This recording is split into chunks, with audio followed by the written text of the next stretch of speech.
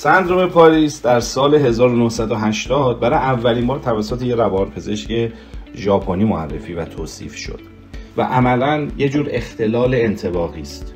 حالا بیشتر اون زمان برای گردشگران ژاپنی شاید این ایجاد می شده که وقتی با شهر پاریس روبرو می شدن دچار یه جور شوک روانی و فرهنگی می شدن. اون ذهنیتی که از پاریس داشتن در مقابل رویارویی با واقعیتایی که بالاخره تو اون شهر افرادی که دارن زندگی میکنن، اونایی که شاید پاریس رفتن خیلی هاشون اینو تجربه کردن. بله بالاخره اماکن توریستی زیبایی داره پاریس، ولی خب ذات زندگی کردن اونجا با آنچه که در ذهن افراد هست یه مقدار متفاوته. خب تو شرکت ها این اتفاق میفته.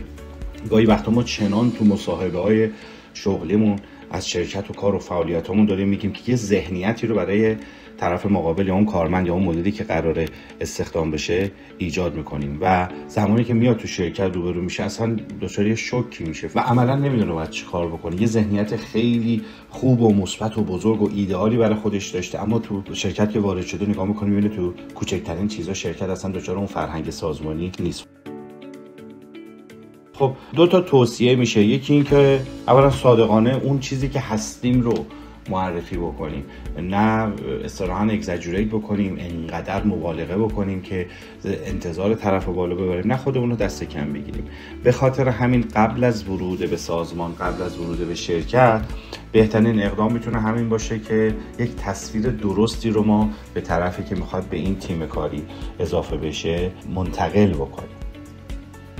اتفاق بعدی زمانی است که طرف تو رویارویی با اون شرکت و سازمان، یعنی زمانی که شروع به کار و شروع به فعالیت میکنه، اون اتفاق رقم میخوره که اگر ما ذهنیت درست رو ایجاد کرده باشیم طرف با کمترین مشکل میتونه خودش رو عضو تیم بکنه.